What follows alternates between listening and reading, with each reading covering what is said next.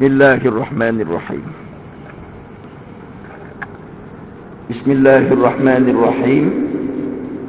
Assalamualaikum warahmatullahi wabarakatuh. Alhamdulillahi rabbil alamin. Wal 'aqibatu lil muttaqin. Wala 'udwana illa 'alal zalimin. Asyhadu an la ilaha illallah wahdahu la syarika lah.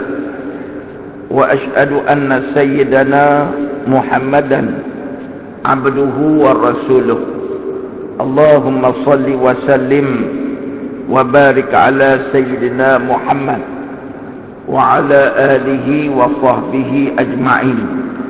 Rabbi shrah li sadri wa yassir li amri wahlul 'uqdatam min lisani yafqahu qawli, amma ba'd. Terima kasih kepada pengacara majlis pada malam ini, Tuan Imam, ahli-ahli jawatan kuasa masjid, tuan-tuan makmum, hadirin dan hadirat, dan juga kepada kumpulan qasidah yang baru sahaja mempersembahkan persembahan tadi.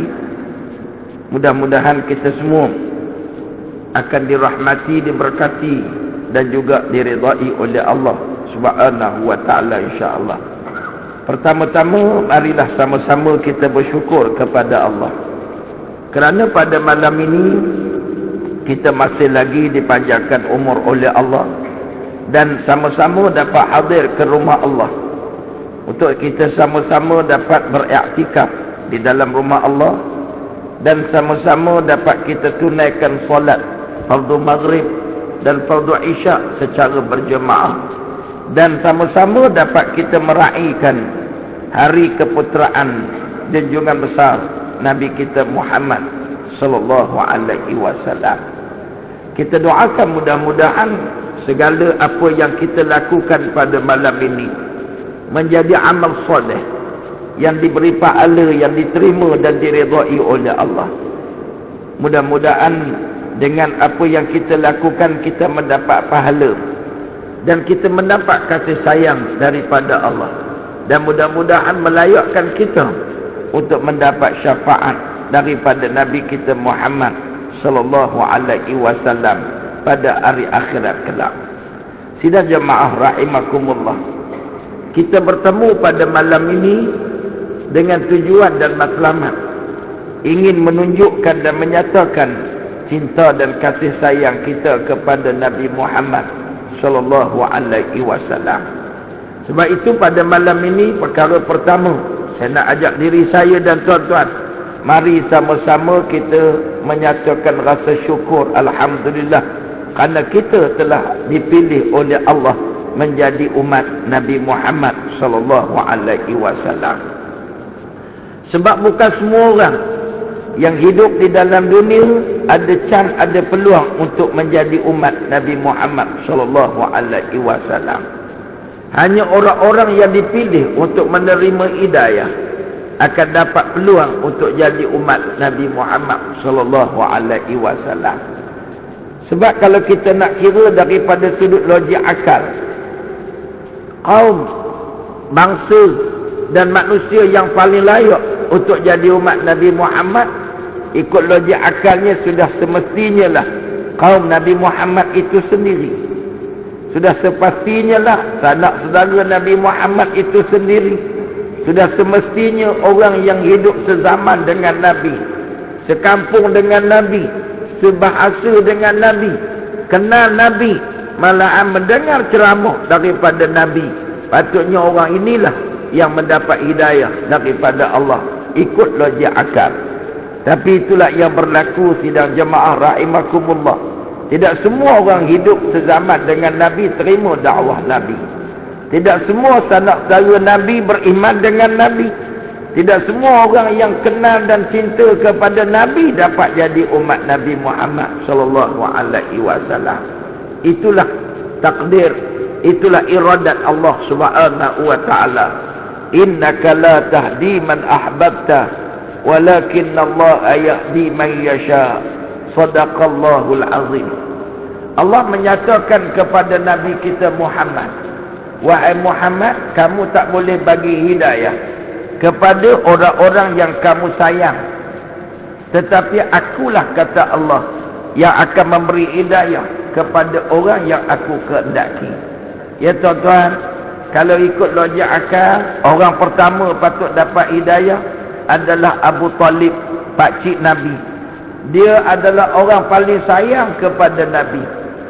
Dia memelihara Nabi sejak daripada usia Nabi 9 tahun sampai Nabi kahwin dalam usia 25 tahun. Itulah ayah yang menggantikan ayah Nabi. Ya, Nabi Muhammad anak yatim. Ayahnya Abdullah telah meninggal dunia sewaktu usia Nabi dalam kandungan, 2 bulan dalam kandungan. Ya tuan-tuan, yang kita selalu dengar orang baca kitab berjanji, walamma tamma min hamlihi sallallahu alaihi wasallam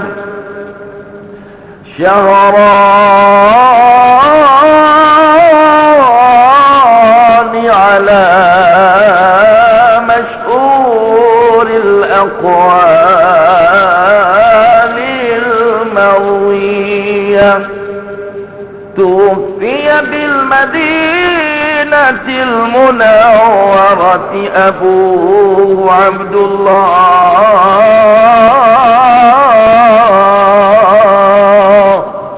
Ini tuan-tuan lagu Yaman, lagu lama, lagu rugby orang panggil.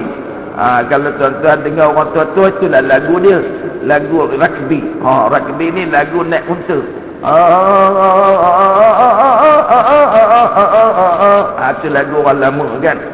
Kalau tuan-tuan dengar orang lama, itulah lagu dia. Apa makna? Dan tak kala sempurna Nabi dikandung ibunya 2 bulan sahaja, telah meninggal ayahnya Abdullah di Madinatul Munawwarah. Itu makna dia. Nabi 2 bulan dalam kandungan, ayah meninggal dunia. Siapa jaga? Dia dilahirkan, akhirnya dijaga oleh mak dia kejar. Lepas tu dijaga oleh mak susu dia, Halimatus Sa'diah kejar. Balik semula mak dia jaga. Lepas tu atuknya jaga. Lepas tu usia 9 tahun atuk mati, dijaga oleh Abu Talib. Abu Talib ni sayang kat Nabi lebih daripada siapa-siapa sayang kat Nabi. Abu Talib ni jaga Nabi macam anak sendiri, malah lebih daripada anaknya disayangi. Abu Talib, bila Nabi jadi Rasul, Abu Talib orang paling kuat bela Nabi. Masa ada Abu Talib, Nabi kata orang kafir tak berani sentuh batang tubuh Nabi Muhammad. Kata Nabi, masa aku ada dengan Abu Talib, tak ada orang berani ganggu aku. Itulah powernya Abu Talib. Dia kata, siapa nak ganggu Muhammad, langkah mayat aku dulu. Oh, hebat tak hebat? Dia bagi amaran kat Mr. Abu Lahab. Abu Lahab, Abu Jahal, jangan mengada-ngada tu anak aku. Kau sentuh dia, maknanya kau perang dengan aku. Dahsyat. Tapi itulah hidayah Allah. Abu Talib dekat nak meninggal, Nabi jumpa dengan dia. Nabi agak lagi jumpa. Nabi minta dia masuk Islam. Ya ammi qul la ilaha illallah wa anni rasulullah. Ucapkanlah bahawa tidak ada Tuhan kecuali Allah. Ucapkanlah bahawa aku ni Rasulullah. Abu Talib senyap. Abu Talib serba salah. Kalau aku mengucap, nanti apa kata Abu Lahab pula. Kalau aku ni tak mengucap, apa kata Muhammad duduk tengah-tengah. Ada ramai orang Melayu passion tu, nak ikut sebelah sini, takut sebelah sini kata apa, payah juga kan. Jadi susah pula dia kata. Tengok jadi perangai macam Abu Talib. Kita ni dalam memilih, jangan tiru macam Abu Talib. Jangan kata tak, saya tengah-tengah, nanti sebelah sana salahkan saya, tak seronok, sebelah sini tak suka, saya tengah-tengah. Jangan. Kita kena ada berpihak kepada kebenaran. Ya, jangan jadi macam Abu Talib, jadi macam Abu Bakar. Abu Bakar kata, walaupun sebelah sana tak suka, aku tetap berpihak kepada kebenaran. Kita kena pandai memilih. Tetapkan hatimu kebenaran. Ya, pilih yang berpaksikan berlandaskan kebenaran, keadilan, kebajikan dan kebaikan. Jangan pula saya serba salah ustaz. Nak pilih salah, tak pilih pun salah. Itu namanya orang macam Abu Talib. Tak boleh buat keputusan. Tuan-tuan muslimin dan muslimat, Abu Talib akhirnya mati tak mengucap 2 kalimah syahadah. Kenapa? Sebab tak dapat hidayah. Orang kedua patut dapat hidayah kalau logik akal. Patut dapat jadi umat Nabi Muhammad siapa? Orang itu ialah Abu Lahab sendiri. Abu Lahab, tuan-tuan, jangan peleceh-peleceh dia. Dia orang pertama mengadakan kenuri pada hari lahir Nabi. Orang pertama buat kenuri hari lahir Nabi ialah Abu Lahab. Abu Talib tak sempat sembelih unta. Abu Lahab kata, engkau ni bukan kaya sangat, miskin. Aku kaya. Abu Lahab kata, aku sembelih 7 ekor unta. Malam ni saya tak tahu orang sini unta ke kambing di sebelahnya. Kalau tuan-tuan tak sembelih 7 ekor kambing, leceh kalah dengan Abu Lahab. Abu Lahab 7 ekor unta. Ulama menyebut hari lahir Nabi, Abu Lahab antara orang paling gembira dan orang paling hebat nampak seronoknya dengan dia buat beberapa perkara. Yang pertama, Abu Lahab dia sembelih 7 ekor unta, satu riwayat, buat kenuri. Yang kedua, dia merdekakan hamba yang paling dia sayang, nama dia Suwaibatul Aslamiyah. Kerana seronok, tuan-tuan, dengan berita kelahiran Nabi Muhammad yang disampaikan oleh Suwaibah khadam dia. Dia kata, oleh kerana kamu cerita berita gembira, aku merdekakan kamu. Yang ketiga, diupahnya pula Suwaibah ini untuk menyusukan Nabi Muhammad SAW. Kerana apa? Aminah susunya tak cukup masa tu. Ni terornya Abu Lahab. Kalau anak atau anak saudara susu tak cukup, dia tak cari mak susu New Zealand. Kita ni lagak, tuan-tuan. Sembang macam hebat sangat. Tapi anak bagi cari mak susu, namanya everyday ever ready. Nak susu. Sebab tu perangai budak-budak sekarang ada imbas-imbas sikit lah. Adalah ala-ala mak susu dia. Kadang-kadang macam mak betul, kadang-kadang macam mak susu. Mak kata, mat, tolong mak kejap. Bunyi macam mak susu dia. Jadi tak boleh marah kat dia. Kan? Kadang-kadang budak-budak ni pergi sekolah, cikgu tak larat mengajar. Sebab budak ni buat dia berkelip-kelip tengok muka cikgu dia. Datang perangai mak susu dia, buat dia bebal semacam je kan. Kadang-kadang ditanduknya pokok bunga, habis pecah pasu bunga. Cikgu tak boleh marah. Masa tu darah mak susu dia datang daripada New Zealand. Itulah kesian kat mak-mak susu dia orang ni. Bila dah menopause, disembelih pula, dia hantar ke Malaysia datang sebagai daging import. Anak makan daging mak. Inilah dia, tuan-tuan. Ramai anak-anak kat Malaysia makan daging mak susu dia. Daripada New Zealand tu. Masa makan daging import. Jaga memang. Tuan-tuan, ni masalah. Abu Lahab 3 benda dia buat. Sebab itu dalam kitab Berjanji dia sebut, ada riwayat menceritakan Abu Lahab ini pada setiap hari Isnin, walaupun berada dalam neraka, dapat isap jari keluar air kerana dia mengupah Suwaibah tolong susukan Nabi pada masa lahirnya Nabi Muhammad sallallahu alaihi wasallam.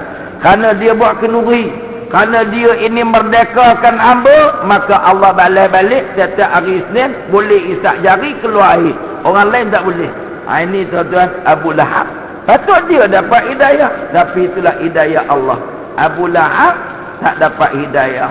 Dia hanya sambut hari lahir Nabi, tapi dia tak sambut Nabi.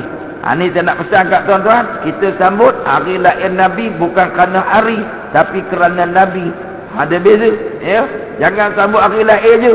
Hari lahir Nabi, Masya Allah, semangat dia berarak sana berarak sini. 2 hari lepas tu minum arak sana minum arak sini. Dahsyat, tuan-tuan. Kita tengok macam okey je, lepas tu karaoke, jangan main.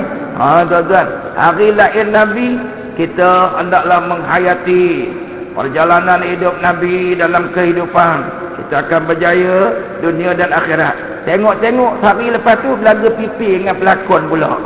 Tuan-tuan kan, laga pipi, tuan-tuan, peluk dah tua-tua pun peluk juga laga pipi kan. Astagfirullahalazim. Tengok-tengok sambut birthday, Sambut birthday tuan-tuan dekat hotel dekat London sana. Oh, tuan-tuan mabuk. Ya, ada catwalk pertunjukan fashion. Ya, dipersilakan pergawati untuk menggayakan tarian punggung masing-masing. Goyang punggung depan dia. Terbeliak mata, perut boroi, mata dah tua tapi nampak lagi goyang punggung orang ni. Astagfirullahalazim. Tapi hari sambut Maulid Nabi, kita hendaklah mengikuti jejak langkah Nabi. Nabi mana yang kamu ikut sambut birthday ada arak ni? Nabi mana yang kamu ikut kalau seronok naik atas patah belaga pipi dengan betina? Nabi mana? Labu-labi pun tak buat, tuan-tuan. Astagfirullahalazim. Tuan-tuan muslimin dan muslimat ni berlaku ni. Hari lahir Nabi je sambut sebab seronok dengan hari lahir. Ini ala Abu Lahab. Kita sambut hari lahir bukan kerana hari, kerana Nabi. Maka saya tulis satu buku tuan-tuan, malam ni tak sempat bawa. Sebab apa? Dah masih dalam percetakan. Buku saya Buktikan Cintamu kepada Rasulullah sallallahu alaihi wasallam. Muqaddimah tu saya tulis awal-awal, sambut Maulid ke nak sambut Maulud? Nak sambut Maulid ke sambut Maulud? Dia biasa. Maulid tu hari lahir, Maulud Nabi yang dilahirkan. Tapi saya kata kita kena gabung. Kita sambut Maulud pada hari Maulid. Kan? Maulid untuk Maulud. Yakni hari lahir untuk kenang Nabi yang dilahirkan. Itu tuan-tuan. Jadi tuan-tuan, saya nak ajak tuan-tuan yang pertama mari syukur kerana walaupun kita ni bukan Arab. Orang esok ngomong Arab. Tuan-tuan kan. Orang ngerti. Orang ngerti ngomong Arab dia katakan.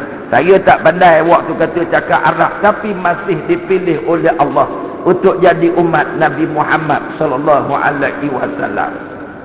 Kalau tuan-tuan boleh bayangkan, orang pertama Jawa masuk Islam, orang pertama Melayu masuk Islam, orang pertama orang Banjar masuk Islam. Macam mana ya tuan-tuan? Dalam sejarah disebut orang pertama masuk Islam dekat Malaysia nama dia Wak Parameswara. Wak Parameswara ini asalnya orang Jawa, pergi ke Palembang, akhirnya merantau sampai ke Melaka. Saya yakin Wak Parameswara ini orang ngerti ngomong Arab. Saya yakin tuan-tuan. Dia hanya Wak ni pandai ngomong Jawa aja tuan-tuan. Tapi dia jadi raja negeri Melaka, Parameswara. Bila Melaka menjadi bandar pelabuhan, akhirnya datanglah Syekh Abdullah, datang daripada Hadramaut Yaman.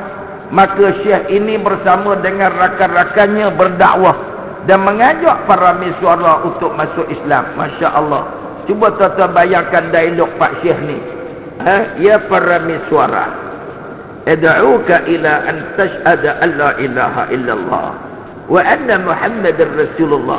Wak Parameswara jawab, Pak Ustaz, wak orang ngerti. Pak Ustaznya ngomong apa-apa.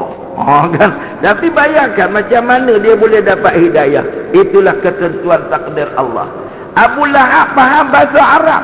Yang dakwah kepadanya ialah Rasulullah sendiri, insan terbilang, pendakwah terunggul yang paling hebat, Peter, Pasek, yang paling hebat berbahasa, yang muka paling berseri-seri, paling lunak, paling lembut, Nabi Muhammad. Tapi dia tak masuk Islam, Abu Lahab, sebab hidayah tiada daripada Allah. Ya, Parameswara dapat hidayah. Akhirnya diislamkanlah menteri-menterinya dan satu Melaka. Akhirnya sampailah ke tempat kita, alhamdulillah. Syukur kepada Allah. Sebab itu kena rasa syukur dan bangga kita dapat jadi umat Nabi Muhammad, dan kena pertahankan kurniaan Allah ini kepada anak cucu kita. Ya tuan-tuan, kena rasa hebat jadi orang Islam. Ya tuan-tuan, kena rasa kita ni Allah bagi kurniaan yang tidak terhingga banyaknya. Dengan kita diberi hidayah dapat jadi umat Nabi Muhammad. Bak kata seorang sahabat Nabi Abu Bakar As-Siddiq, nahnu qaumun adillah. Dulu kami kaum yang hina masa berada dalam jahiliyah. Fa'azzanallahu bil Islam. Allah muliakan kami dengan kami dapat hidayah masuk Islam. Famahma nabtaghil izza bi ghairi ma a'azzanallahu bi azallanallah.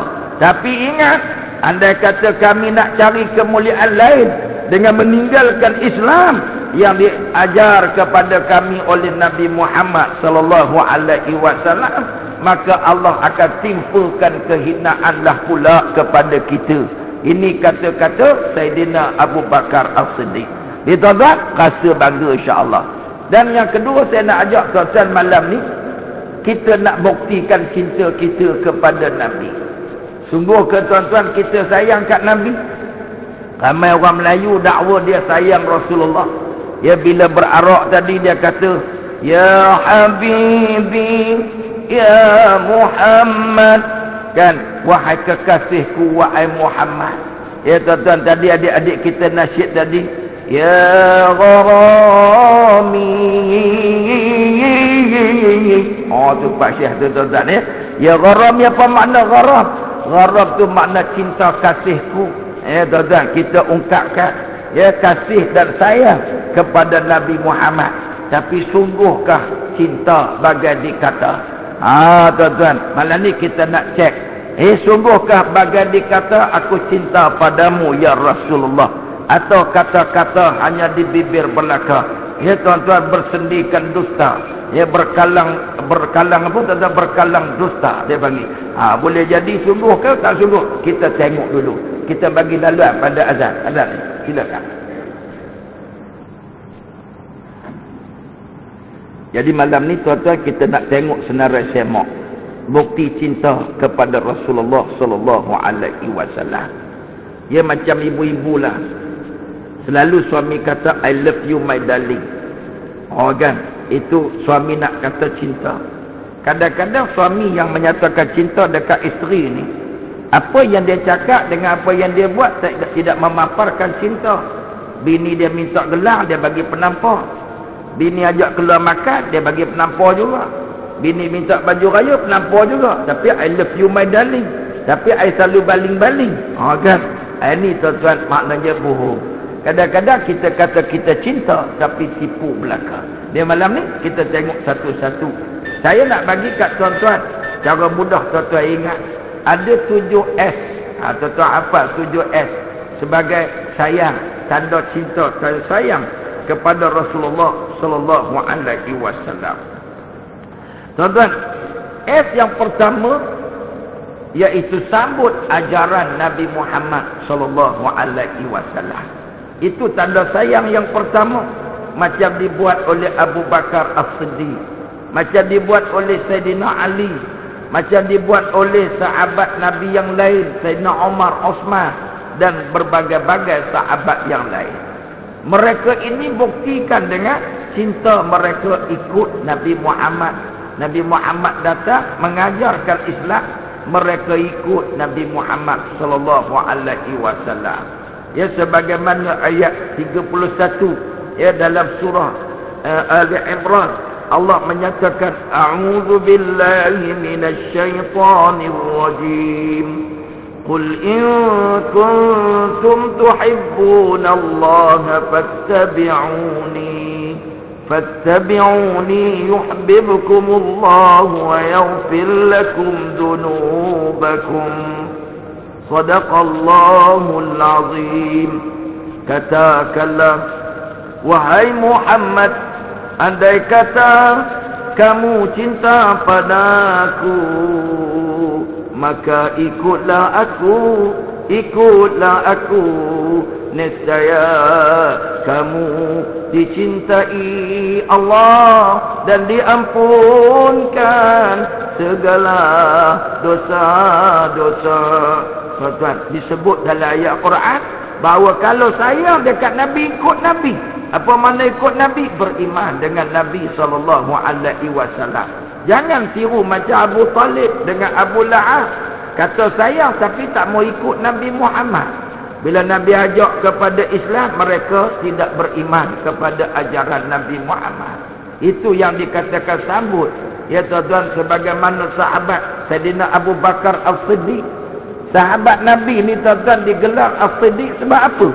Dia bagi dia seluruh yang diucap oleh Nabi tak payah kaji-kaji. Peristiwa tuan-tuan Isra' dan Mi'raj, orang kata inilah peristiwa yang boleh menggugah iman Abu Bakar. Orang pun datang, Abu Bakar nak cerita. Nak cerita ke Abu Bakar, sahabat kamu Muhammad gila. Dia kata, aku tahu dia tak gila. Macam mana kamu kata dia gila? Dia kata dia dakwa dia naik ke langit malam tadi. Dia pergi ke Madinah. Dia pergi ke Masjidil Aqsa, Palestin. Lepas tu dia naik ke langit, turun satu malam yang sama. Sahabat kamu ni gila. Kata Abu Lahab kepada Abu Bakar. Abu Bakar tanya soalan. Adakah yang kamu cerita ini diceritakan oleh Nabi Muhammad SAW? Ya, memang dia cerita. Tadi baru kami dengar ceramah dia dekat Bukit Safa. Dia cerita, ni bukan rekaan, ni betul-betul. Kan? Kata Abu Bakar, kalau itulah yang diucapkan oleh Nabi Muhammad, aku yakin 100%. Aku yakin sepenuhnya. Apa sahaja yang disebut oleh Nabi pasti benar. Bukan sekadar itu. Banyak lagi yang diceritakan oleh Nabi. Semuanya aku percaya belaka. Ini tuan-tuan, sebagaimana Allah Ta'ala menyatakan, wa ma atakumur rasul fakhudhuhu wa ma na'akum anhu fantahu. Apa yang Rasul bawa, terima, beriman, yakin, ambil. Dan apa yang dilarang, hendaklah kamu tinggalkan. Ini makna sayang yang sebenar-benarnya. Abu Bakar tak pernah pertikai sebarang ajaran Nabi. Beriman. Nabi cerita yang ni dosa, yang ni pahala, yang ni akhirat dibangkitkan. Yakin dengan Nabi. Kita kadang-kadang kata sayang dekat Nabi, tapi hadis Nabi main tapis-tapis. Betul lah ustaz, yang ni Nabi kata, tapi takkan nak ikut semua. Takkan nak ikut semua kau ustaz no. Boleh cakap macam tu tuan-tuan. Dia kata memanglah tu ada. Memanglah ustaz. Kita ni memanglah kalau mati ustaz, memanglah ada azab kubur, tapi tapinya ada. Ya tuan-tuan, memanglah tapi memang tapi lagi tuan-tuan. Astagfirullahalazim. Yakin. Apa makna yakin? Percaya dan mantap keimanan itu dalam hati. Nabi kata dosa-dosa. Yakin adanya hari akhirat, adanya berkat, adanya dosa, ada pahala, ada malaikat, ada hari pembalasan. Yakin adanya hari dibangkitkan semula, ada syurga, ada neraka. Yakin dengan seluruh ajaran Nabi Muhammad. Sambut tuan-tuan, sambut ajaran Nabi Muhammad macam penduduk Madinah. Orang Madinah tuan-tuan sayang kat Nabi. Apa dia buat? Dia sambut ajaran Nabi. Batu orang Madinah, bila Nabi sampai kat Madinah tuan-tuan, orang Madinah, seluruh pelusuk Madinah kosong kerana pergi ke sempadan, ke pintu masuk Madinah, beratur ramai-ramai tunggu kedatangan Nabi. Tak sabar-sabar nak mendengar ucapan Nabi, dan mereka nak beriman dengan Nabi. Tak dengar ceramah nak beriman dah. Orang Madinah ni hebat sungguh. Kita dengar ceramah tak beriman lagi. Dengar ceramah pilah ustaz boleh belah. Astagfirullahalazim. Dia kata orang Madinah tuan-tuan, dia tunggu Nabi. Tengok Nabi datang daripada jauh, spontan masing-masing bernasyid. Tala'al badru alaina min saniyatil wada' wajaba syukru alaina ma da'a lillahi da'. Orang Madinah ucap spontan tuan-tuan ya. Dia kata apa? Tala'al badru alaina. Bulan purnama sudah mengambang ke atas kami. Bulan purnama. Orang Madinah tunggu bulan purnama tuan-tuan. Jangan main. Dia tak tunggu lain pada bulan purnama. Bulan purnama tu maknanya ungkapan bertuah. Nabi Muhammad datang bawa tuah. Bulan purnama datang mengambang kepada kami. Min saniyatil wada'i. Yang datang daripada arah saniyah. Arah Nabi datang tu dia panggil saniyah. Wajib syukru alaina. Wajib kita ramai-ramai pakat syukur kepada Allah. Mada'a lillahi da'. Kerana Rasul ini datang bawa ajak kita kepada Allah. Tu syukurnya. Nabi datang bukan bawa pembangunan ke kota Madinah tuan-tuan. Nabi tak bawa di belakang saya kontraktor nak bina lebuh raya. Ya, pilih saya janji akan bina masjid baru, lebuh raya baru. Ya, dah sebaik. Nabi tak bawa yang tu tuan-tuan. Sahabat Nabi buat masjid sendiri je. Dia tak nak lebuh masjid terbesar tapi tak ada orang, tak nak. Dia nak buat sendiri. Nabi kata buat sendiri masjid, ambil pelepah tamat, pacak-pacak, semayang ramai-ramai. Sahabat Nabi tak tunggu Nabi buat pengumuman. Masjid terbesar yang dapat memenuhi di dalamnya 70,000 orang akan dibina kalau pilihlah saya. Kalau Nabi kata gitulah tuan-tuan, Nabi tak kata pun ya tuan-tuan. Ya, Nabi buat masjid yang dibina di atas dasar takwa kepada Allah Ta'ala. Nabi bawa da'alillah, bawa manusia menuju kepada Allah, bawa iman, bawa Islam, bawa syariat, bawa akidah yang benar. Mereka kata syukur kerana Rasulullah datang. Kami keluar daripada kegelapan. Kami ikut agama Allah, bawa kami dekat dengan Allah Subhanahu wa Ta'ala. Ya tuan-tuan, ni yang pertama, sambut ajaran Nabi. Agak-agak tuan-tuan ada tak perasaan macam tu? Saya yakin tuan-tuan ada, sebab tuan-tuan sudah beriman dengan Nabi SAW. Mantapkan lagi keimanan. Kita dah sambut ajaran Nabi. Maka kita pergi step yang kedua, sayang Rasul.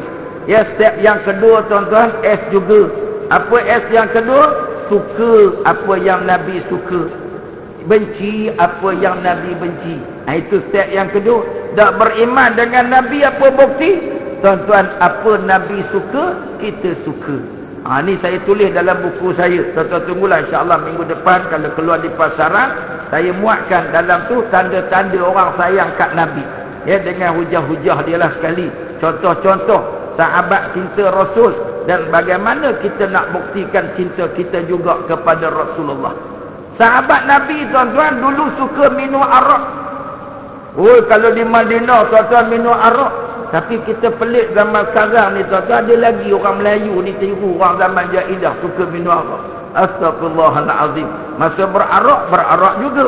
Minum arak juga. Astagfirullahalazim.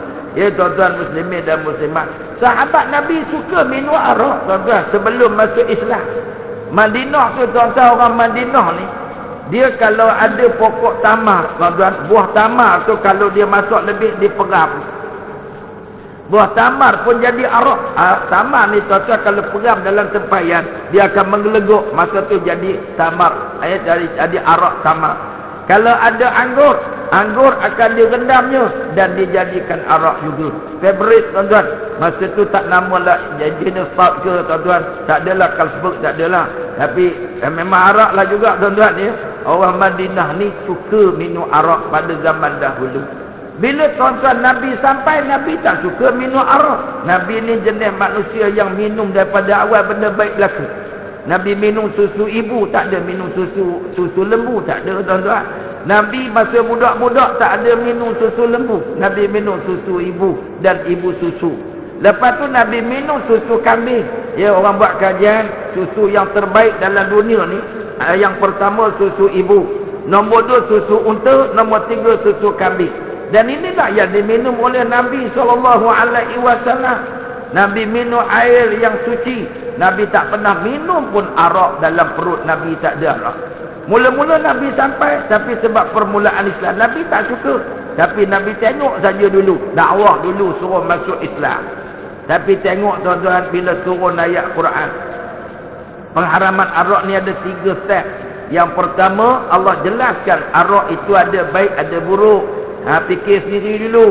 Orang Madinah pun mula fikir, ya tu juga mabuk tak apa bagus. Turun ayat kedua, wala taqrabus salata wa antum sukara hatta ta'lamu ma taqulun. Allah kata jangan hampiri solat dalam keadaan mabuk.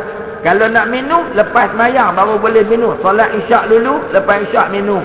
Nak solat subuh tak boleh minum dah. Kalau nak minum pula lepas sembahyang subuh. Kan dah kurang dah sikit. Akhirnya bila turun ayat Quran, innamal khamru wal maisir wal ansab wal azlam rijsun min amali syaitan fajtanibu.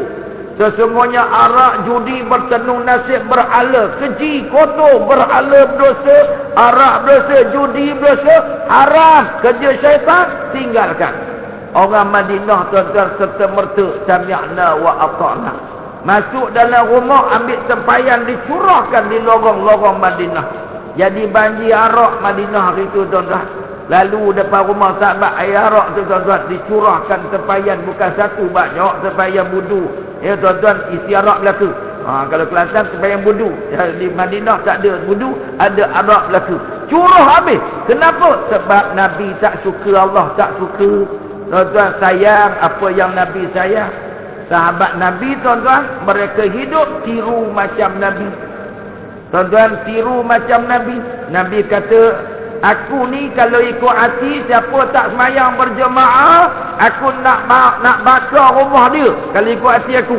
Sahabat Nabi, tuan-tuan, tak ada semayang seorang, berebut-rebut datang semayang berjemaah, takut Nabi marah. Sahabat Nabi takut Nabi marah, kerana marahnya Nabi berarti kemurkaan Allah Subhanahu wa ta'ala. Saya ada tak tuan-tuan, bila kita nak buat sesuatu, tanya, ni Nabi suka tak yang kita buat ni? Ya tuan-tuan, ni Nabi sayang tak apa yang kita buat, ke Nabi benci? Kalau kita fikir macam tu, sah, kita sudah sayang kepada Nabi. Ya, orang sayang kat Nabi, dia buat sesuatu, dia tak tanya, ini fashion terkini sensasi ke? Ini orang puji ke tak puji ke tak? Dia tanya Nabi suka ke tak suka. Tuan-tuan, kalau buat kenuri, baru ni saya, tuan-tuan, ada orang telefon, ya, tengah-tengah tu dia telefon, dia kata, Ustaz, ya, waktu lebih kurang dalam tengah hari lah, saya nak pergi nak semayang Zuhur tu, ada orang telefon, Ustaz, ya, saya ni tengah berada di majlis perkahwinan ni, saya nak tanya Ustaz ni, ya, apa dia? Dia orang minta saya ambil beras kunyit tabur kat pengantin. Boleh ke tak boleh tabur beras kunyit kat pengantin? Saya kata boleh kalau pengantin itu 2 ekor ayam, silakan. Ayam jantan dengan ayam tina tengah bertanding, taburlah beras kunyit bagi dia makan. Boleh. Tapi kalau lanang dengan wedok tu orang, jangan. Itu bukan ayam, dia kata.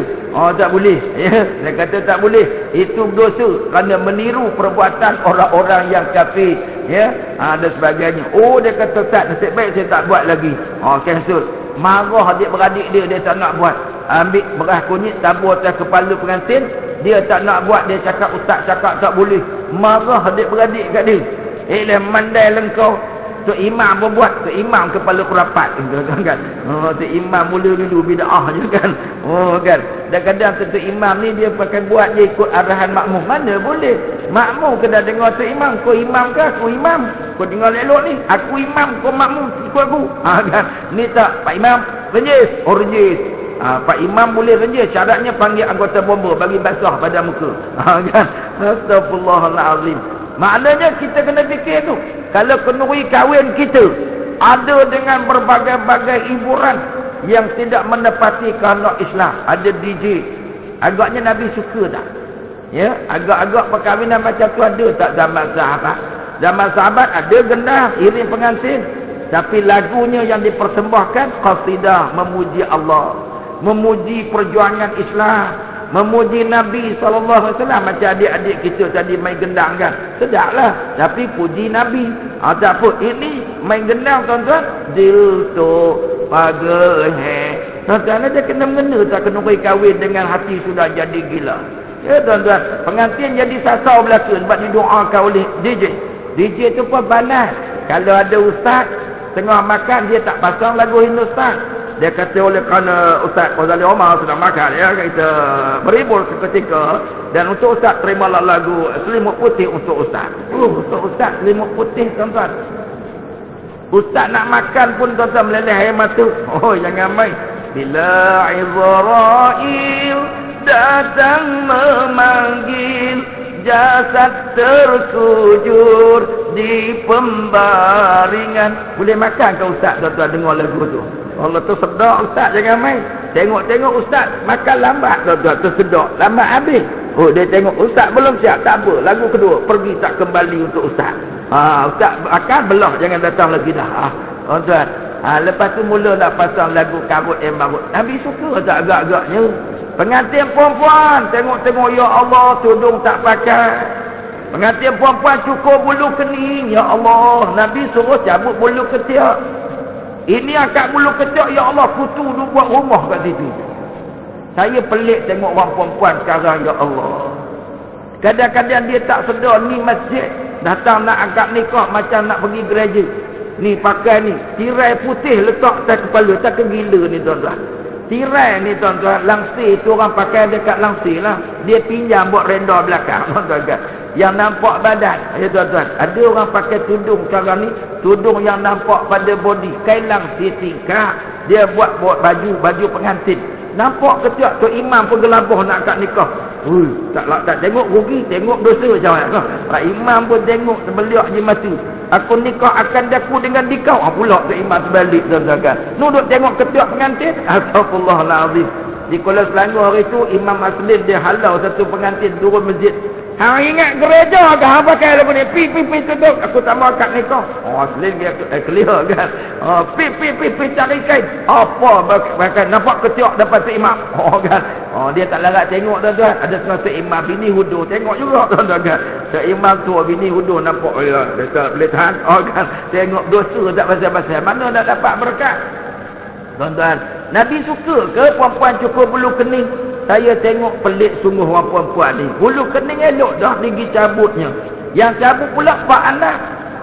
Pak Andam tu kata kita orang je yang kenal cita rasa perempuan katanya kan. Pak Andam tu. Malam-malam tuan-tuan lembut, siang jantan, akak berat boleh tu. Jangan main. Tuan-tuan haram lagi berdosa. Perempuan diandam oleh Pak Andam. Sekarang yang paling popular. Ya Pak Andam, lelaki yang jadi-jadian, malam jadi perempuan, siang jadi jantan. Kadang-kadang dia siang malam jantan separuh, perempuan separuh. Cabut bulu kening perempuan ni. Dia kata tak elok ni. Bulu kening ni dicipta oleh Allah, dia pergi kondem. Nabi kata Allah laknat perempuan cabut bulu kening. Allah laknat perempuan asah gigi. Nabi kata Allah laknat perempuan pakai sanggul macam bonggol unta, dilaknat oleh Allah. Nabi tak kenal, kita suka sangat. Sanggup bayar mak anda mahal-mahal. Ya, sanggup bayar kukiran mahal-mahal. Tapi yang Nabi suka tak nak buat. Nabi suka kita datang masjid. Nabi suka kita bersedekah. Nabi suka kita buat kenduri. Yang kenduri itu tidak ada unsur-unsur haram. Nabi suka kita tegakkan hukum Islam. Nabi suka kita ni senyum dengan orang, pemurah, pemaaf, penyayang. Yang tu yang kita tak buat tuan-tuan. Jadi cuba hari ni cek balik apa yang kita buat ni Nabi suka ke Nabi marah. Tu tanda sayang yang kedua. Tanda sayang yang ketiga, F yang ketiga, sebut nama Nabi selalu, sebut cerita Nabi selalu. Sebab pepatah Arab kata, ya, dalam pepatah Arab dia sebut man ahabba syai'an aktsara min zikrihi. Siapa cinta kepada sesuatu, disebut sesuatu itu selalu berkali-kali. Macam mana nak sebut Nabi? Cara sebut dia cerita kat anak kita. Nak Nabi kita ni namanya Muhammad. Kan orang tua-tua dulu kan raja sebut nama Nabi. Tapi sayang dia sebut kat anak dalam bahasa Arab. Anak tak faham, dia pun tak faham. Tapi kira sebutlah kan. Kadang-kadang duduk saja-saja. Saya ingat dulu budak umur 7 hari. Apa orang tua-tua buat? Dia panggil kumpulan berzanji. Baca kat budak ni. Pegang buayan. Al-jannatu wa na'imuha sa'dul liman yusalli wa yusallim. Budak dalam buayan umur 7 hari. Faham ke budak tu? Bapak budak sampai 70 pun tak faham juga kan. Tapi sebut pilah kan. Wa ba'du fa aqulu huwa sayyiduna Muhammad. Allah kan. Wa muhayyan kasyamsi minka mudhi'u. Allah.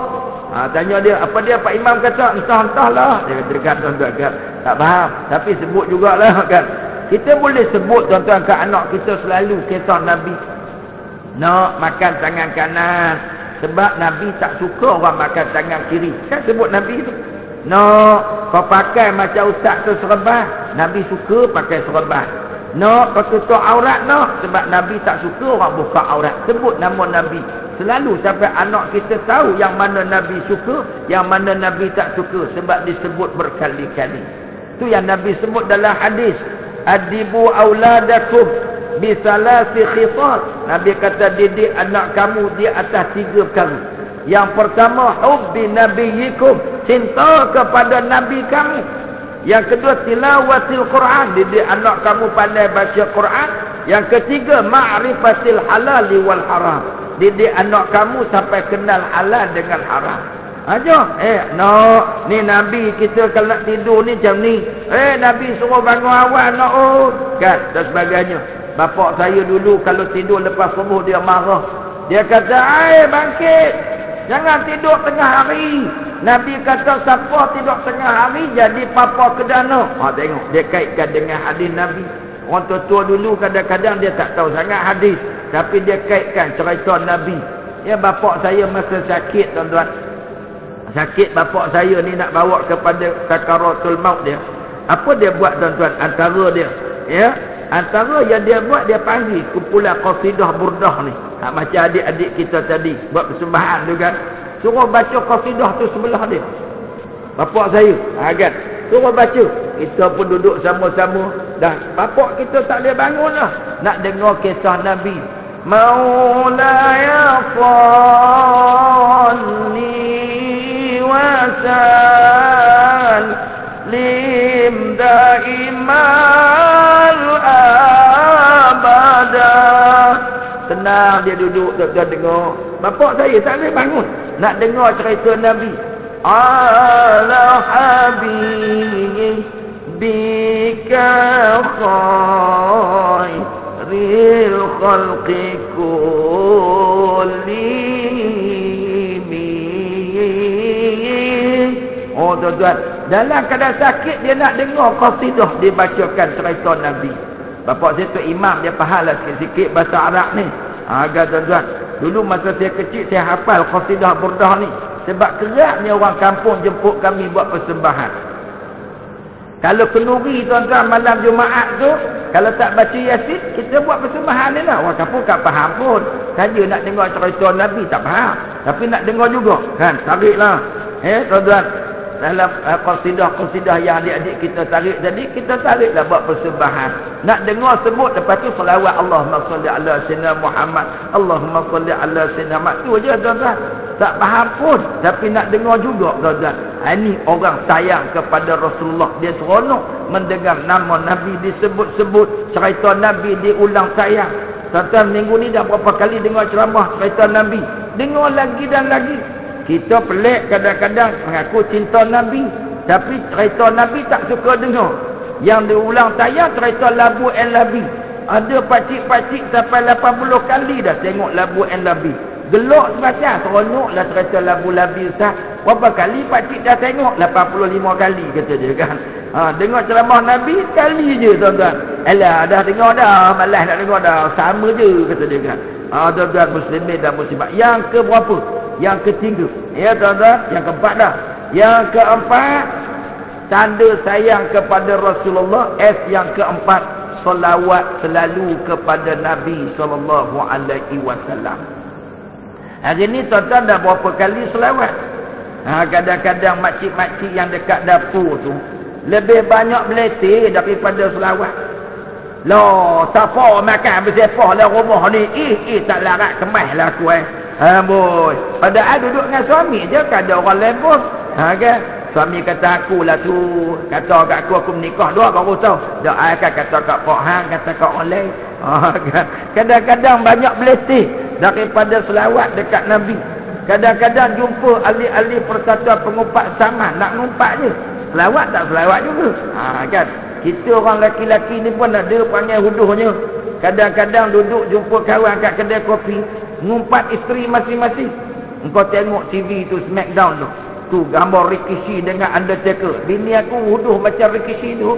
Dia kata bini dia. Kawan tu kata, okey juga tu. Bini aku lagi teruk, dia kata. Macam dugong je kan. Ngumpat bini masing-masing kat kedai kopi. Lagi teruk orang lelaki ni. Selawat tak nak. Ngumpat je kuat gitu ni. Astaghfirullahalazim. Tuan-tuan ya, orang dulu-dulu, kalau tuan-tuan tengok orang Melayu dulu, orang Jawa dulu, malam-malam kita nak tahu rumah Melayu, orang Islam, senang je. Lalu kat bawah rumah dia, dengar bunyi selawat kepada Nabi. Waktu mana dua-duakan anak nak tidur kan? Dulu-dulu mak saya sama. Adik nak tidur masuk dalam boyan, ya Nabi salam alaika. Itu lagu orang tua ya. Ya Rasul salam alaika. Ya Habib salam alaika. Salawatullah alaika. Baring bapak kita sebelah mak bapak tidur dulu tuan-tuan. Subhanallah. Dulu-dulu rumah orang Islam malamnya dua benda je berkumandang. Kalau tak ngajar anak baca Quran, dia akan selawat dekat Nabi. Sebab itu rumah dulu aman, damai, tenteram. Walaupun miskin, tak bergaduh anak beranak. Saya ingat saya kecil-kecil dulu, dalam rumah saya hanya ada satu bilik tuan-tuan. Lepas tu saya pandai nyanyi lagu di pondok kecil. Saya pernah duduk di pondok ni. Saya lahir kat pondok. Pondok Kepala Batak, pondok. Balik kampung, duduk pondok juga. Bapa orang miskin. Tuan-tuan. Sebab tu kalau saya buat persembahan, saya boleh nyanyi. Di pondok kecil, di pantai ombak. Siapa ingat rumah di tepi sawah tuan-tuan? Ya, ombak sawah tu. Saya boleh feeling tu tuan-tuan. Berbuih putih, beralun-alun. Terbayang saya rumah saya dulu tuan-tuan. Masa air penuh tu, Allah tuan-tuan, nostalgia. Saya bawa anak-anak pergi tunjuk, ni tanah hak abah duduk dulu macam ni pondok. Sekarang dah tak ada lah pondok kecil tu tuan-tuan. Tapi tu kami miskin. Tapi bapak anak 14 tuan-tuan, miskin-miskin pun. Ya, bapak anak 14. Isteri 4 tuan-tuan, jangan main. Oh kan. Tapi isteri yang pertama meninggal, dia kahwin lain lah kan. Jadi dia kumpulkan 2 je meninggal, dia kan dah meninggal. Tapi nak ceritanya duduk pondok je. Tapi kenapa aman damai bahagia? Sebab tuan-tuan, rumah tangga diserikan dengan selawat, dengan Quran. Rumah tangga disinari dengan rahmat daripada Allah Subhanahu wa taala. Kita dalam rumah ada apa sekarang? Karaoke. Tak karaoke, pasang TV, lagu macam-macam ada. Oi, kadang-kadang lagu rock ada. Bapak minat Hindustan. Oh, bapak minat Hindustan. Gali. Ingatkan nak tarik aljan, rupanya gali. Astagfirullahaladzim, agali lakjah kan. Mak minat lagu apa pula? Mak minat lagu lama. Pujaan hatiku marilah. Tu mak punya minat. Astagfirullah. Anak minat lagu rock. Kawan, jangan makan kawan. Oh ye. Oh kan anak tu. Cuba bayangkan betapa serabutnya satu keluarga macam-macam ada kan. Tuan-tuan, muslimin dan muslimat. Dulu-dulu sama je hobi. Bapak saya minat selawat, saya minat selawat. Mak saya suka baca Quran, saya suka baca Quran. Hobi dikongsi bersama. Itu rahmat daripada Allah Ta'ala. Ya tuan-tuan, saya nak kata sikit. Ya, orang selawat apa dapat? Ya, orang selawat ni apa dapat? Saya nak cerita kat tuan-tuan, berkongsi satu kisah seorang sahabat Nabi. Dia datang jumpa Rasulullah. Ya Rasulullah, ni kisah ini dinukilkan oleh Al-Imam As-Suyuti dalam kitab dia. Dia kata ada seseorang sahabat Nabi jumpa Nabi.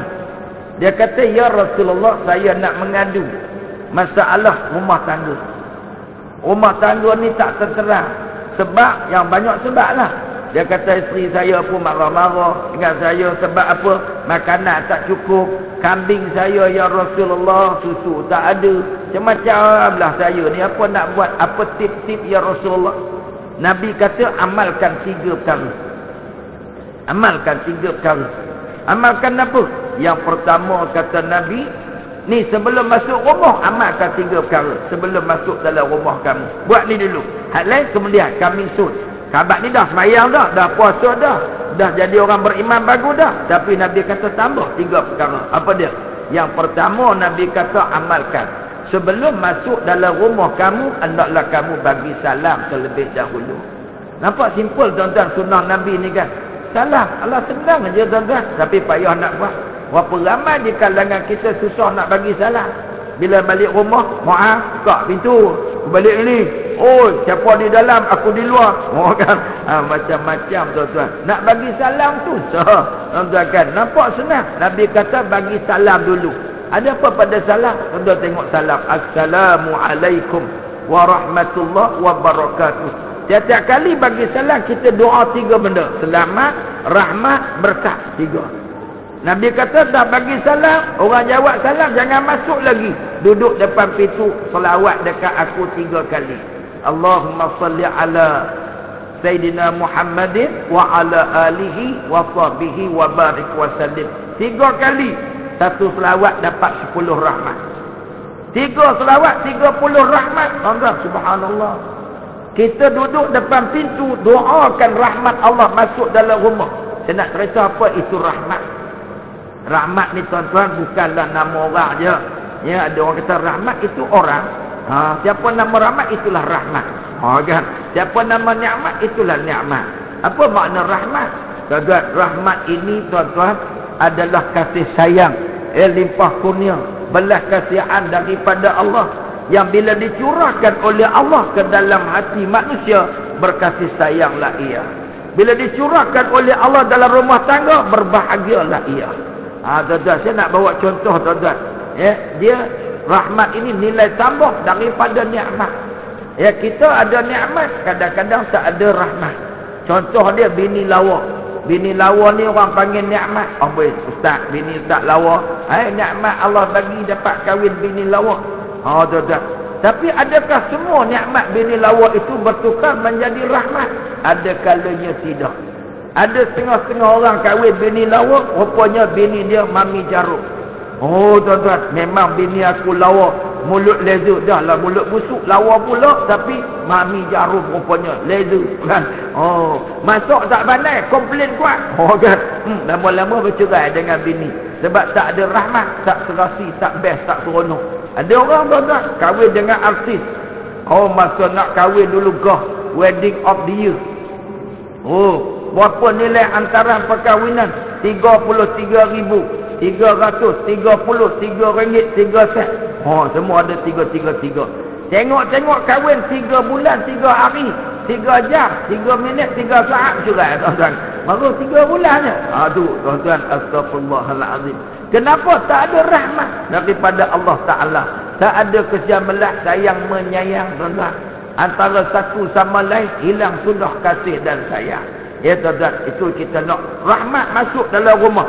Selawat duduk di pintu, masuk bersama dengan 3 selawat tadi. Tuan-tuan, 30 rahmat daripada Allah. Nabi kata jangan masuk lagi, baca 3 qul. Baca qul Allah dulu. Baca qul Allah. Baca 3 kali. Sebab baca qul Allah, insya-Allah syaitan akan berhenti, tak jadi masuk. Tuan-tuan, syaitan nak ikut dah. Tiba-tiba dengar kita baca qul Allah, dia cabut tuan-tuan. Insya-Allah rumah tangga aman damai. Kata Imam Suyuti, orang yang aman, lepas tu datang jumpa dengan Nabi, kemudian berseri-seri wajah. Dia kata, ya Rasulullah, hilang sudah masalah rumah tangga. Kambing sudah mula, susunya banyak, ya Rasulullah, berkat. Itu nak cerita tuan-tuan, keberkatan daripada mengamalkan ajaran Nabi dan keberkatan daripada selawat kepada Nabi. Ulama menyebut orang selawat kepada Nabi ni ada berapa dia dapat? Yang pertama, siapa selawat kat Nabi satu kali dapat 10 rahmat daripada Allah. Yang saya sebut tadi. Yang kedua, siapa selawat kepada Nabi, Allah akan hilangkan stres daripada hati dia. Tahukah tuan-tuan, orang Malaysia sekarang ini hampir juta dah tuan-tuan ada dalam bahaya penyakit stres. Saya dengar pengarah kesihatan Malaysia sebut, antara penyakit yang paling cepat berkembang di Malaysia adalah penyakit stres. Tuan-tuan, polis paling stres di antara jabatan kerajaan. Mana tak stres, kena jaga roblok lagi. Diarahkan untuk jaga, orang nak berjalan je, nak tengok-tengok stadium kan tuan-tuan. Dulu-dulu dia tak bagi. Sekarang alhamdulillah polis dah tak stres dah. Nak tengok-tengok je lah, kami tengok je. Kan bagus tu tuan-tuan, sama-sama tengok kan. Saya tanya polis baru ni macam, best lah ustaz, tak ada orang pun tak marah, kami pun tak marah, relax je. Okey lah. Dia baru ceramah kat balai polis dua malam lepas kan. Okey lah, dia katakan kita nak gaduh. Ada orang atas tu arah kita kacau, sekat orang marah dia pun stres dia tuan-tuan kan. Bila dia sekat orang yang disekat pun stres, maka stres menyetereskan tuan-tuan kan. Sama-sama stres teruk tuan-tuan. Dia dah mana tak boleh tidur malam, kena tunggu cuti tak dapat, teruk dia tuan-tuan kan. Jadi sekarang kuranglah sikit stres kan tuan-tuan kan. Nak pergi stadium, pergilah tengok stadium Merdeka pun taklah, jalan sama-sama kan. Okey je tuan-tuan kan. Tapi kajian mendapati polis nombor 1 paling stres, nombor 2 cikgu paling stres, kata Kementerian Kesihatan. Cikgu ni apa tak stres? Tuan-tuan, budak darjah 1 berak dalam kelas, kencing dalam kelas kan. Saya tengok YouTube tadi, ada 2 orang doktor gaduh dengan cikgu. Anak dia kena pindah kelas. Anak dia pindah kelas, dia pergi tumbuk meja. Kan? Gaduh. Akhirnya bila polis datang, dia tumbuk, gaduh pula dengan polis. Polis gari dua-dua orang. Doktor, suami isteri. Itu saya tengok dalam YouTube. Astaghfirullahaladzim. Dia ni doktor aku agaknya salah makan ubat. Orang bagi kat orang, dia makan sendiri. Tuan-tuan. Dua-dua doktor pula tu. Tuan-tuan. Stres jadi doktor. Agaknya dia teruk. Dia jadi doktor ni rawat orang banyak sangat. Tuan-tuan.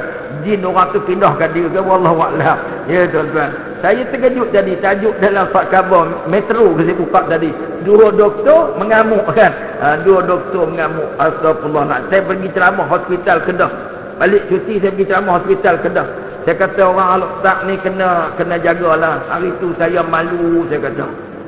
Saya malu pasal apa? Masuk sahabat doktor hospital nak terjun daripada hospital. Malu kapni saya kata. Saya ceramah kat Selangor semalu saya kata doktor jangan buat lagi terjun bangunan ni biarlah pesakit jangan doktor. Kan ini doktor nak terjun pesakit pula sabar doktor mai saya buat masuk wad kan. Tuan-tuan kan. Doktor pula stres tuan-tuan kan. Teruk hari tu masuk Fak Khabar kan tuan-tuan macam-macam. Ada satu doktor tu stres dia jalan kaki. Jalan daripada hospital tu orang kan tak masuk kerja. Jumpa kat mana tu dia jalan kaki. Orang tanya doktor orang tanya dia mana? Tak tahu di mana dia jalan kaki. Orang stres ni tuan-tuan dia tak tahu. Astagfirullahaladzim. Boleh tuan-tuan ni orang stres. Kenapa ramai sangat orang stres? Suami stres, isteri stres. Yang stres ni asyik nak menyetrika orang ni. Stres trika tuan-tuan kan. Stres ni tuan-tuan akibat daripada jiwa kita yang bergejolak. Akibat daripada jiwa yang keluh kesah, yang tak tenteram dan tak senang. Jadi antara rawatan dia ialah selawat banyak-banyak kepada Nabi. Ya tuan-tuan orang sana kurang selawat. Ibu-ibu kalau stres, ya suami nak kahwin dua jangan menangis. Jangan duduk dekat dapur. Betapa malang nasibku. Nyanyi kat dapur tu dah tua huduh pula. Nyanyi. Suamiku kahwin lagi, tinggal daku seorang diri. Untuk nangis kan orang kata sudahlah. Masa tak nyanyi pun hodoh, nyanyi lagi hodoh kan. Astagfirullahaladzim. Habis tu dah buat apa? Laki dah kahwin dah. Hari tu saya jumpa satu orang kakak dekat sinilah tuan-tuan. Dia minta nasihat. Suami dah kahwin dua dah. Dia minta nasihat saya. Saya kata kakak reda je lah. Kakak umur 55 dah. Nak mengamuk, stres buat apa? Baik kakak happy je. Tapi jangan buat happy macam orang gila. Tentu ngilang-ngilang je. Kakak 5 tahun dia lagi paling-paling banyak pun. Umur yang baki. Nikmatilah umur tu untuk ibadat kepada Allah. Ini suami seronok, bini muda lawa. Kakak dah tua. Duduk nangis pula kan. Suami balik kerja dengan penyapu. Dah lari tak larat. Suami lagi tak balik kan. Saya kalau bagi kaunseling senang dia macam tu je. Reality. Kan saya kata kakak buat muka. Kakak dah lah tua. Buat muka hudud lagi. Suami tak nak kan. Sekarang kakak ceria. Kesian ke anak-anak yang kakak buat tak ceria. Bahal. Kakak pun tak syok. Suami dia buat dek je. Dia kahwin bini muda lawa kan. Masalahnya kakak yang tak lawa kan. Kalau kakak buat macam ni saya rasa umur 5 tahun pun tinggal setahun setengahnya meninggal kakak ni yang kami terang kan. Payah cakap dengan ustaz. Dia sungguh saya jenis realiti bukan fantasi punya cerita kan. Saya cuba kakak tenang-tenangkan diri beribadat kepada Allah. Habiskan baki. Laki tak balik tak apalah. Tak ada kacau. Kakak kan menopause. Laki tak kacau kan bagus. Tak pun masalahnya. Duduk ibadat kepada Allah. Sementara nak mati kan. Ini mati dalam duka. Allah, Tuhan ku cabutlah nyawa aku mati terus kan. Pandang muka kan. Mati dalam duka buat apa? Selawat dekat Nabi. Bila laki balik nak naik geram, Allahumma salli ala Muhammad. Macam-macam selawat boleh buat kan. Adik-adik tadi kan. Ya. Salatu bisalamil mubin fi nuqtatit ta'in. Ya gharami.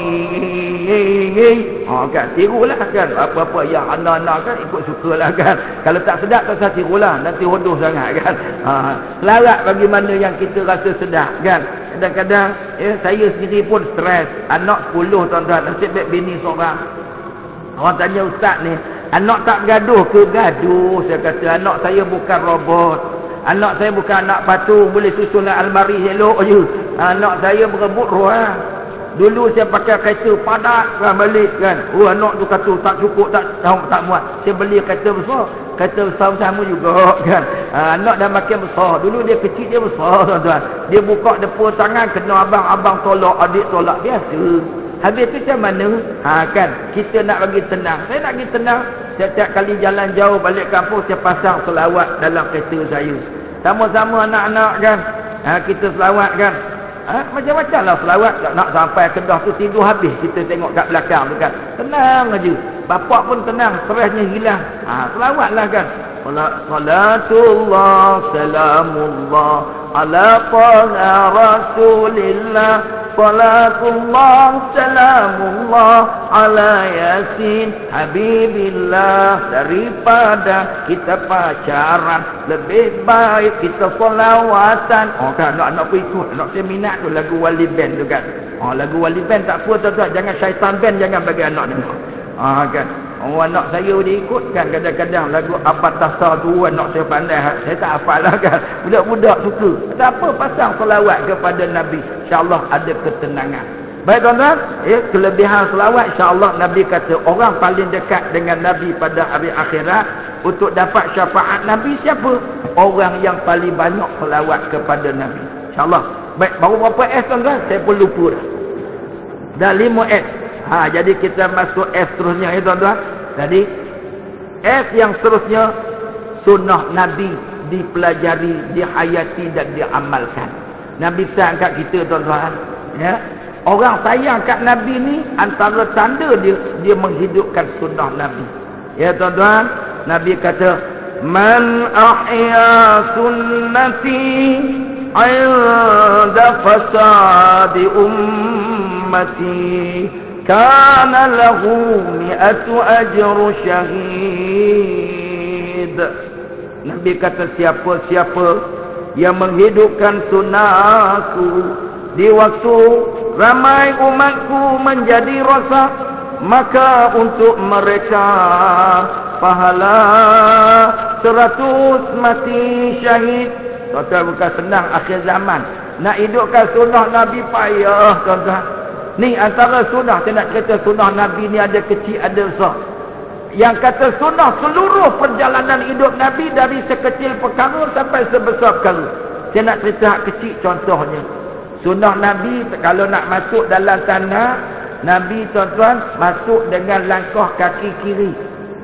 Nabi doa kat luar tanah, Allahumma inni a'udzu bika minal khubuthi wal khaba'isi.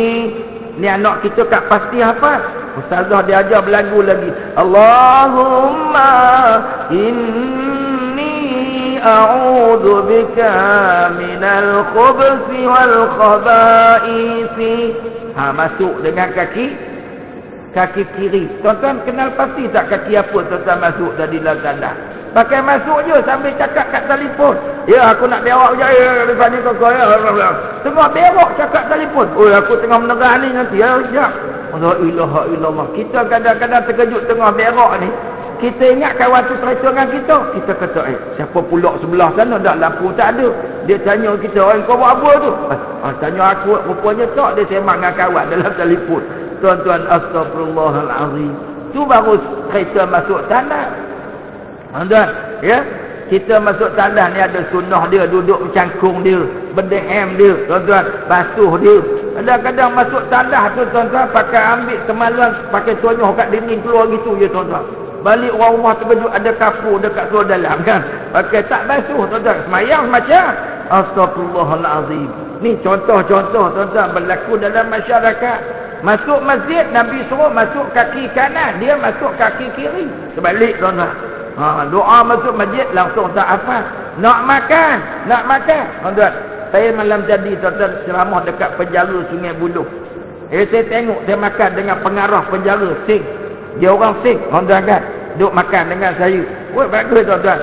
Saya duk perhati dia. Saya baca doa dia angkat tangan, tuan-tuan kan. Lepas tu saya nak makan dengan tangan. Dia kata saya pun saya tak nak makan dengan sudu, saya nak makan dengan tangan. Lagi bagus. Oh kan.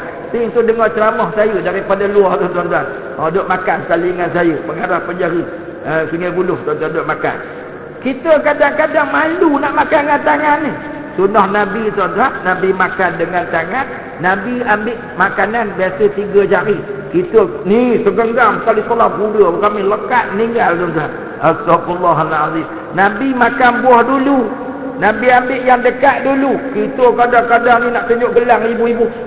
Ambil kari kat sana tu. Padahal kat sini ada lauk, ambil sana. Ni nak tayang ni, mami jarum ni tuan-tuan kan. Astagfirullahaladzim tuan-tuan. Makan, kadang-kadang makan tak habis. Alah tuan-tuan kan, konon-kononnya kita orang ada standard. Makan dalam pinggan biarkan, nanti takut orang kata kebuluk. Nabi sudah makan jilat tuan-tuan. Jilat jari ni, jilat jari. Kita segan nak jilat jari depan orang. Allah takut orang kata kebuluk. Sunnah Nabi, apa nak malu? Jilat, tuan-tuan. Jilat dah habis semua, baru basuh. Sebab di situ doktor kata ada cecair yang boleh, enzim yang dikeluarkan boleh menyebabkan tuan-tuan berlakunya penghazaman. Kita kalau nak buat sunnah Nabi segan. Oh tuan-tuan, tu yang kecil, jangan kira yang besar, yang kecil ni segan. Ya, sunnah Nabi, Nabi solat tuan-tuan sampai sakit, solat berjemaah. Yang ni pun payah nak buat tuan-tuan. Ya, kita buat masjid lagi besar, lagi kurang orang, lagi banyak tiang tuan-tuan. Kadang-kadang masjid besar ni bilang penceramah nak bagi seronok, bilang kali dengan kipas ni. Pakcik kipas aku tengok ledok you. Oh kan, baru seronok ceramah. Saya ceramah kipas banyak kan, batang-batangnya kami banyak. Seronoklah. Dadang 5 orang je pakcik tu pun bakal jenazah laka dengar ceramah. Ya tuan-tuan, pakcik tengok ceramah bakal jenazah ni tuan-tuan, ustaz nak ceramah pun tak syok.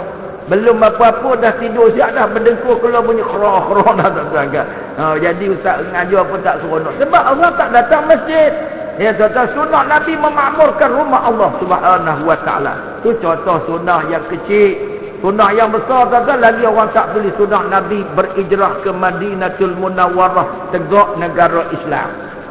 Sunnah, ramai orang sambut Nabi takat pakai sugi je, pakai serban saja, minyak atar saja. Sunnah Nabi yang besar, tegak negara Islam. Tuan-tuan, diabaikan oleh banyak negara umat Islam.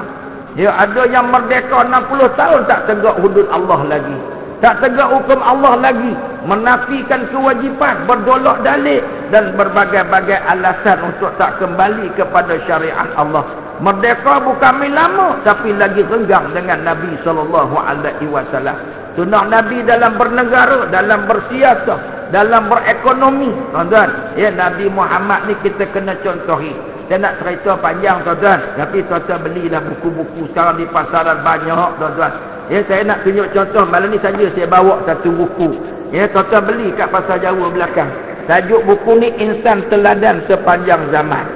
Insan teladan sepanjang zaman. Tuan-tuan pergi cari, baca buku ni. Kisah Nabi dengan cara makan, kisah buah-buahan Nabi suka macam mana, kisah penggunaan minyak, bagaimana Nabi guna, Nabi makan roti, bagaimana Nabi berkeluarga, bagaimana Nabi layan penduduknya dan sebagainya. Ada insya-Allah sebahagianlah. Dia nak buat banyak tuan-tuan, tapi sebahagiannya tuan-tuan boleh tengok dalam buku Insan Teladan Sepanjang Zaman. Ini antara contoh.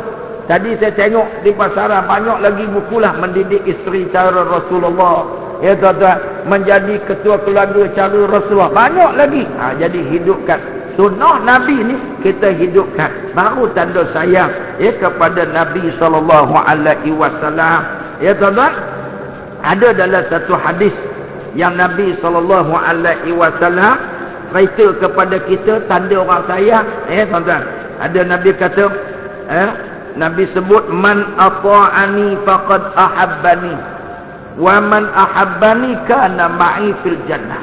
Siapa hidup dalam hidup dia taat, ikut aku, taat pada aku. Ya, yang mana aku suruh, yang mana aku buat dia ikut dan akut, itulah tanda sayang. Dan bila dia sayang, dia akan dapat masuk syurga bersama-sama dengan aku. Baik tuan-tuan, yang keberapa dah tu? Yang ke-6. Ya, yang ke-6, yang ke-7. Yang ke-7 iaitulah ya, suka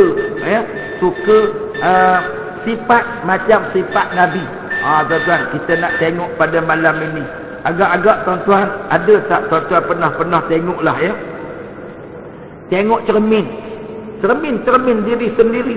Tengok agak-agaknya muka kita ada tak muka Nabi? Ada tak tuan-tuan? Rasa-rasa tak ada kot tuan-tuan lubang hidung kemek belaka malam ni. Kan bab tu pun susah kita. Ya, tapi jangan susah hati.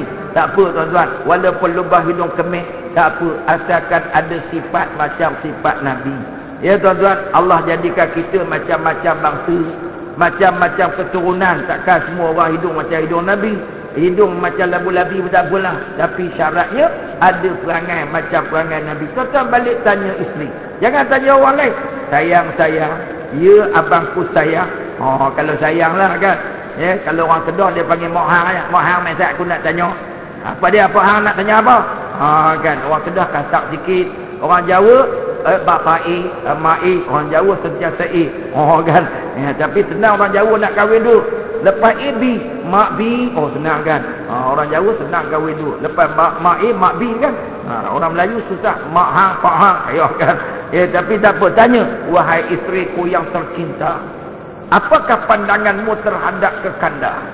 Ya, adakah kekanda ini bersifat seperti Nabi pada pandangan dinda yang tercinta?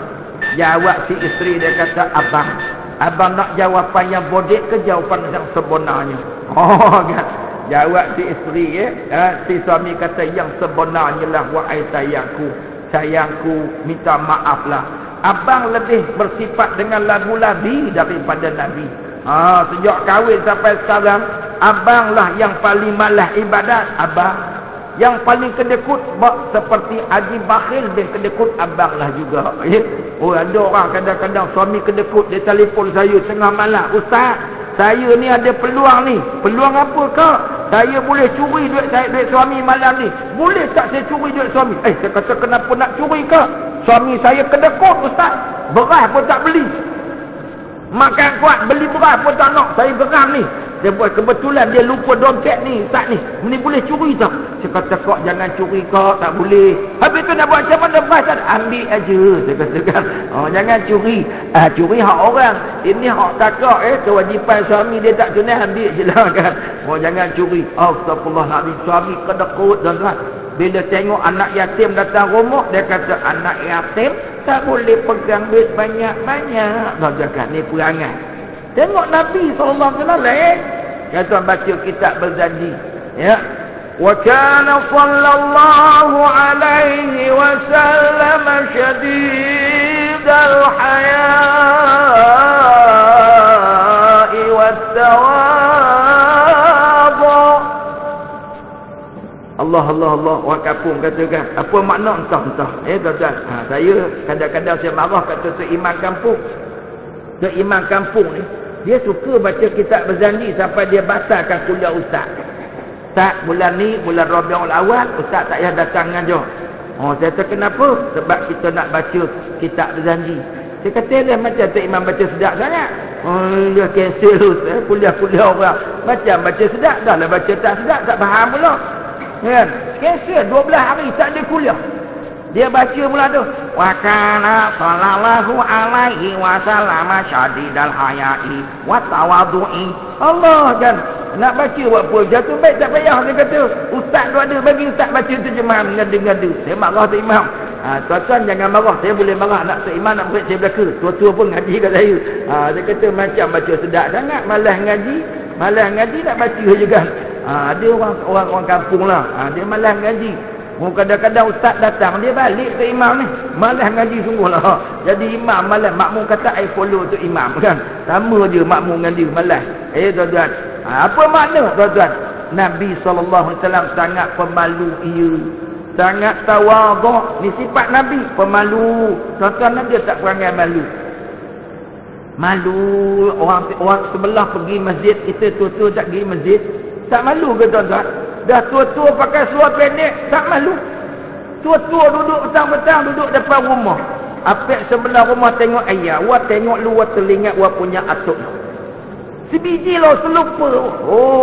Wah punya atuk, dia punya hobi pakai seluar pendek macam lu lah.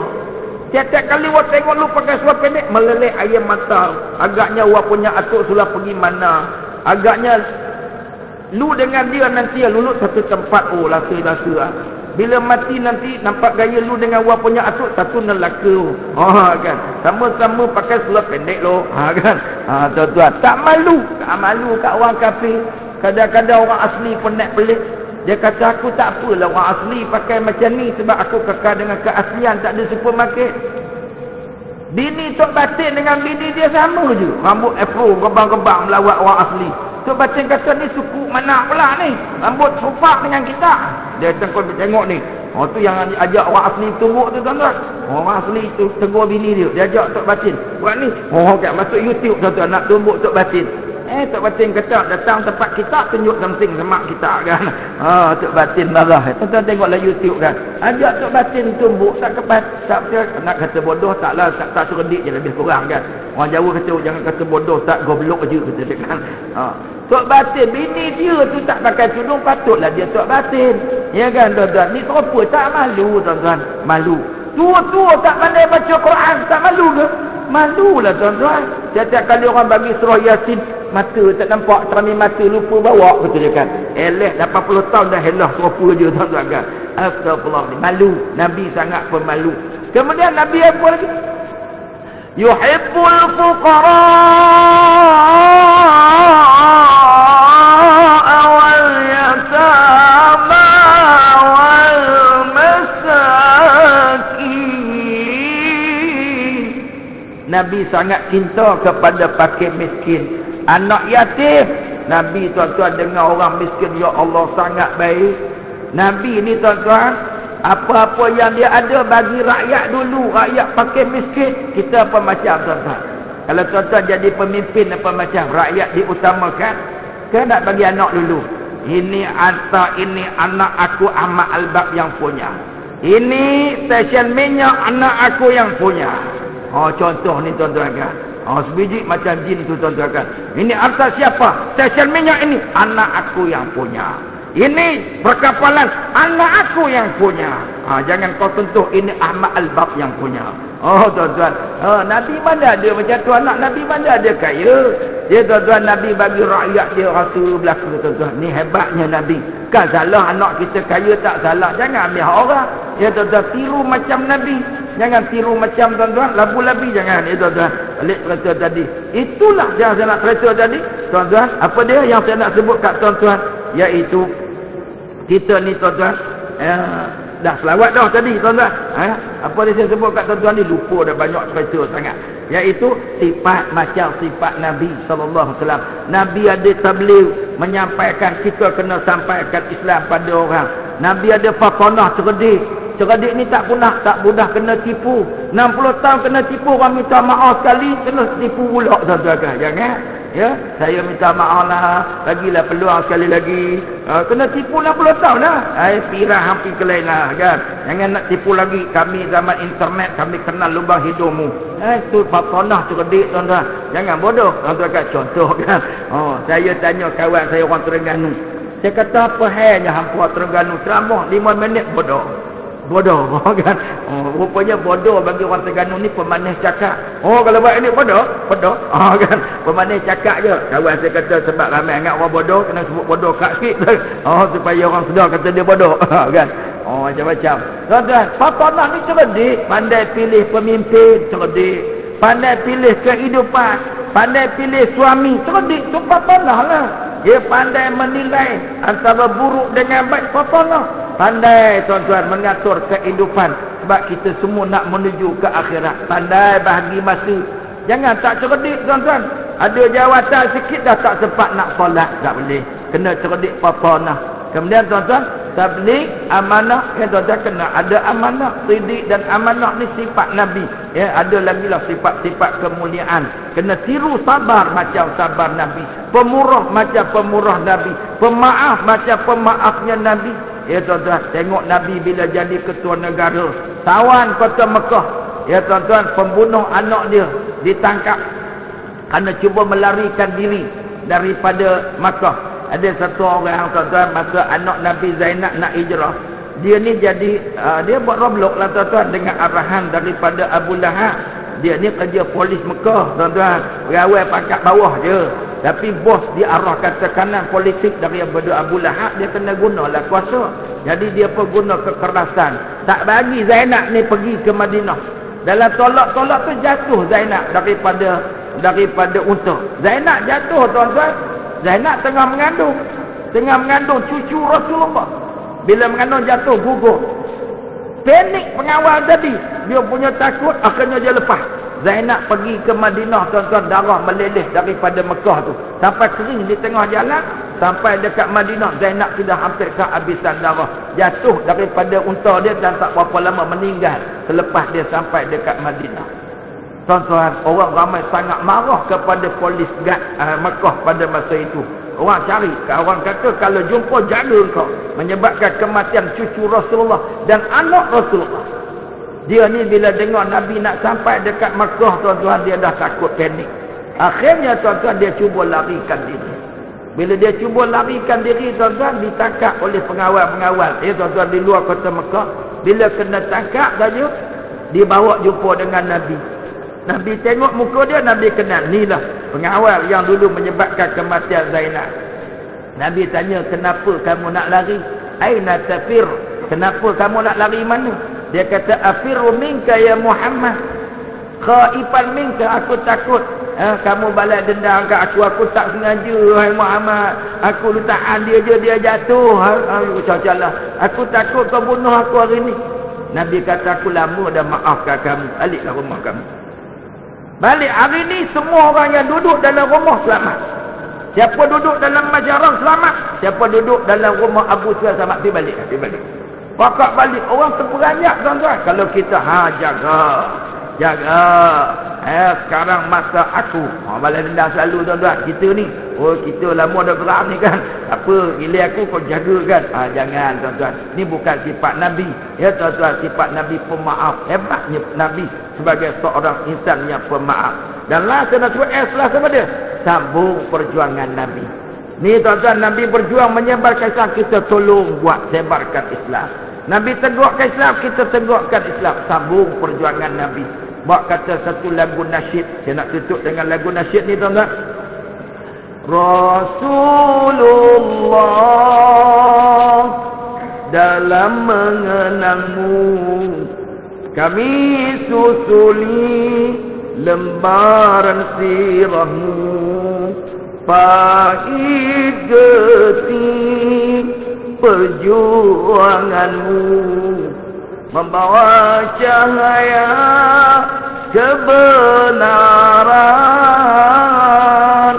Engkau taburkan pengorbananmu. Habis dah, suara tak larat, tuan-tuan. Tak apa. Yang tu tuan-tuan kena buat persembahan show waktu lain kali lah. Tapi nak ceritanya, kita nak susuli lembaran sirah Nabi. Nak sambung perjuangan Nabi sallallahu alaihi wasallam. Dalam janji kita, Rasulullah, kami umatmu, walau tak pernah menatap wajahmu, akan kami coba mengamalkan sunnahmu. Nak amal sunnah Nabi, nak sambung perjuangan Nabi. Ya, tuan-tuan, inilah akhlak kita. Barulah terbukti cinta kasih sayang kita benar-benar kepada Nabi sallallahu alaihi wasallam. Jadi, tuan-tuan, cukup sekadar itu yang dapat saya sampaikan pada malam ini. Mudah-mudahan tuan-tuan dapat memahami dan menghayati, insya-Allah. Dan sebelum tutup, tuan-tuan, saya ada iklan sikit. Sebagaimana biasa saya pergi ceramah mana-mana, saya tolong bawa beberapa produk daripada Darul Quran. Ya, tuan-tuan, ada 2 Darul Quran. Satu Darul Quran daripada Perlis. Ya, tuan-tuan, ada buku yang dikeluarkan sebagai kutipan dana Darul Quran tersebut, iaitu 40 hadis, ya, penghuni neraka. Tuan-tuan, na'udzubillah. Tuan-tuan buat senarai tembok, ada tak masuk dalam kumpulan tu? Ada buku tu sebahagian, ada tak banyak lah, tuan-tuan, kat belakang. Dan juga, tuan-tuan, produk susu kambing, makanan sunnah. Dan juga, tuan-tuan, jus daripada jus apple dan juga madu yang dikeluarkan oleh Darul Quran, Nurul Hasanah, Kampung Bukit Belimbing, Kuala Selangor. Dan juga, tuan-tuan, ada satu lagi poster mahram anda. Siapakah yang anda haram bersalam dengan dia? Ada, tuan-tuan. Jadi sebahagian daripada jualan-jualan ini akan dimasukkan dalam tabung pembangunan perjalanan ma'had tahfiz tersebut, insya-Allah dapatkan barang-barang tersebut, membeli sambil menderma insya-Allah kepada Darul Quran ini, tuan-tuan. Ini sebagai tanda cinta juga kepada Nabi SAW. Kita menyumbang dan memberikan sumbangan kepada ma'had tahfiz yang banyak, alhamdulillah, di negara kita ni sekarang ni. Tuan-tuan, mak bapak sekarang ni, ya Allah, gairah nak jadikan anak dia hafaz Al-Quran. Tahun ni mana-mana ma'had tahfiz buka, memang ramai orang minta masuk. Alhamdulillah, satu fenomena yang bagus, tuan-tuan, insya-Allah. Jadi saya minta maaf ibu-ibu, bapa-bapa sekalian, anda kata dalam ceramah saya yang panjang lebar ni, agak-agaknya sebab saya rasa lapar ni, saya kira panjang ni, tuan-tuan ni. Tuan-tuan tak tahulah, lapar lagi teruk lah saya rasa. Saya pun lapar dah. Jadi tuan-tuan, minta maaf anda kata tersasul, terkasar dan sebagainya, minta maaf. Yang penting ialah kalau ada baik, ambil dan amalkan. Kalau ada salah, sama-sama kita perbetulkan, insya-Allah. Aqulu qali hadha wa astaghfirullah li wa lakum. Wassalamu alaikum warahmatullahi wabarakatuh.